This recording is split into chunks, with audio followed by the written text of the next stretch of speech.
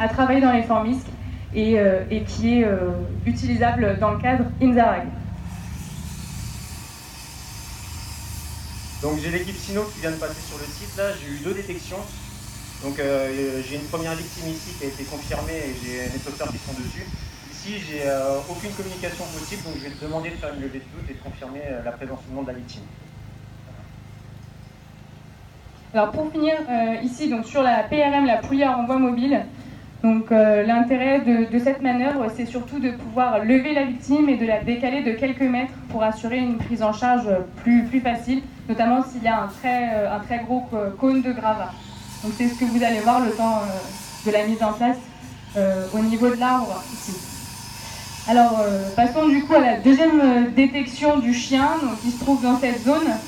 Alors on n'a pas eu de contact visuel, on n'a pas entendu de victime, donc là on met en œuvre des moyens techniques complémentaires dont on dispose ici au régiment. Donc là vous avez un opérateur avec ce qu'on appelle l'audio rescue. Donc ce sont en fait des capteurs qui amplifient des sons. Vous en avez un juste ici. Donc grâce à ces capteurs, on peut faire une triangulation de sons. Ça peut être un son extrêmement faible, comme quelqu'un qui gratte sur une dalle.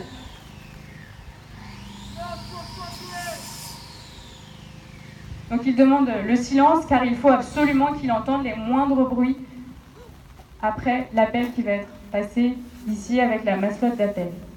Attention pour appeler. Appel.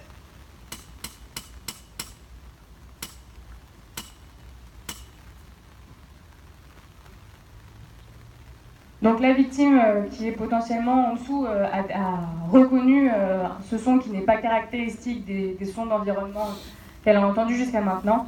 Et donc il va ensuite procéder au déplacement progressif des petits capteurs pour essayer de se rapprocher à un endroit où il a une très bonne réception avec les 2 capteurs. On peut en mettre plus d'ailleurs.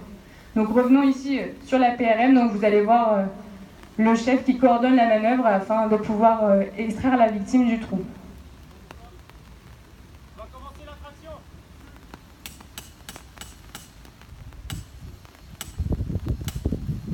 Donc il y a toujours un sauveteur au contact de la victime pour la rassurer et pour l'aider à être engagé sur la manœuvre. Vous imaginez bien que c'est quelque chose qui est assez impressionnant.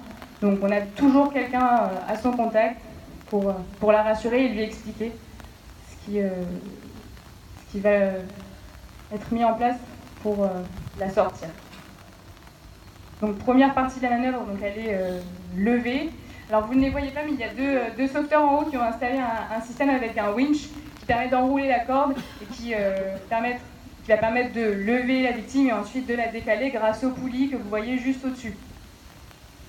Et ensuite, c'est le sauveteur qui se trouve ici, qui gère avec la tension de corde le déplacement vers la tour.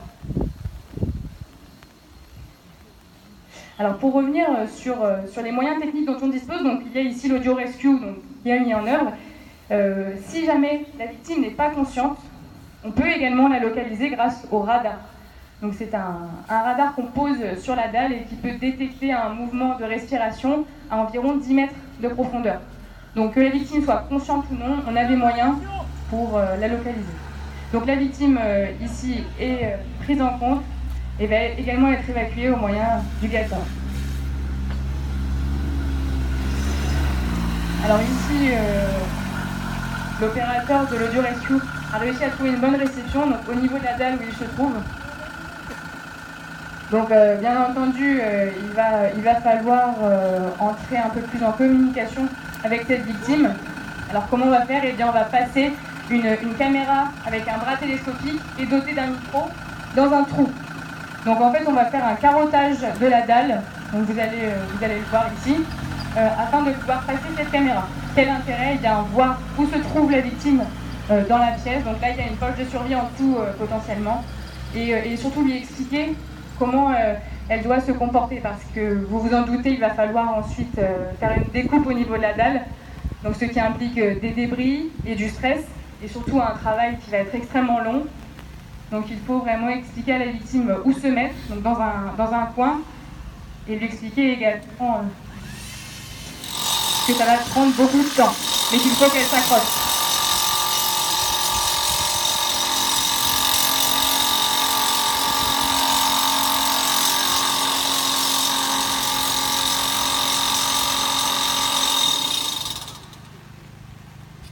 Donc le carottage est effectué, on va pouvoir passer la caméra et l'opérateur va réussir grâce au micro à communiquer avec la victime. Il y a également une lumière au bout de la caméra, donc c'est assez utile et très rassurant aussi pour une victime qui est ensevelie potentiellement depuis plusieurs heures.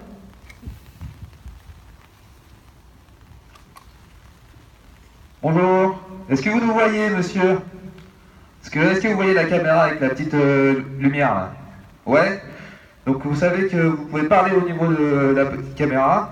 Il y a un petit micro, je vous entends. Donc est-ce que tout va bien? Oui, vous allez bien? Bon, c'est très bien. Je vais vous demander juste si vous pouvez de bouger les bras. Vous pouvez bouger les bras? Oui, c'est très bien. Impeccable. Essayez de bouger les jambes? Oui, c'est parfait.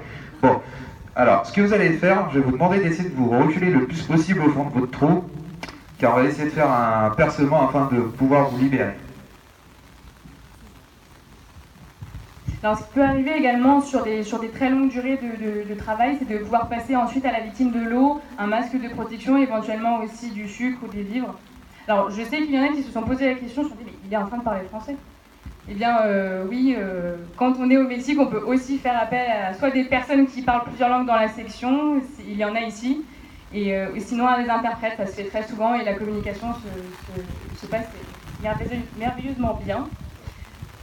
Donc sur la partie découpe, on va procéder à ce qu'on appelle du clean cutting, donc de la découpe propre. C'est une technique aussi qui est standardisée, qui permet de faire une découpe en évitant de blesser la victime avec des débris.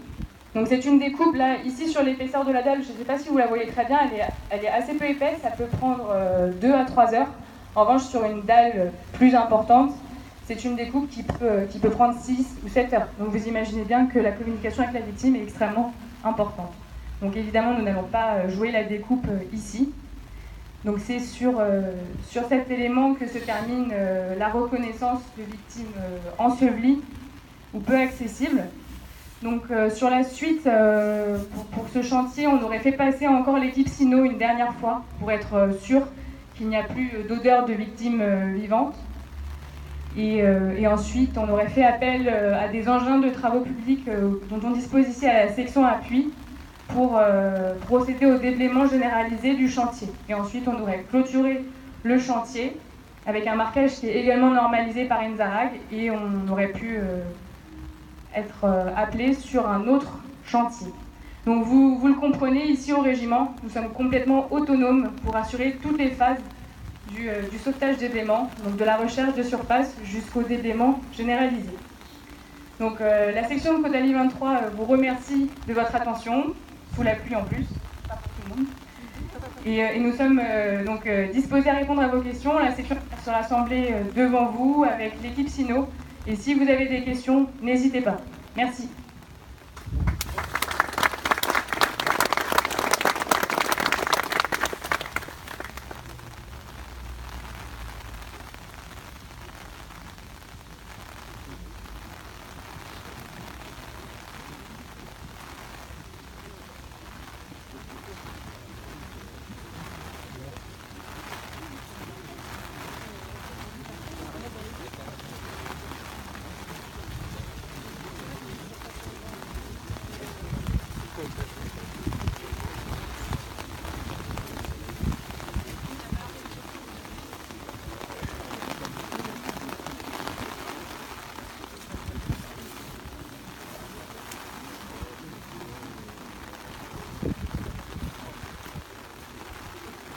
Des questions, n'hésitez pas, ils sont déjà mouillés donc.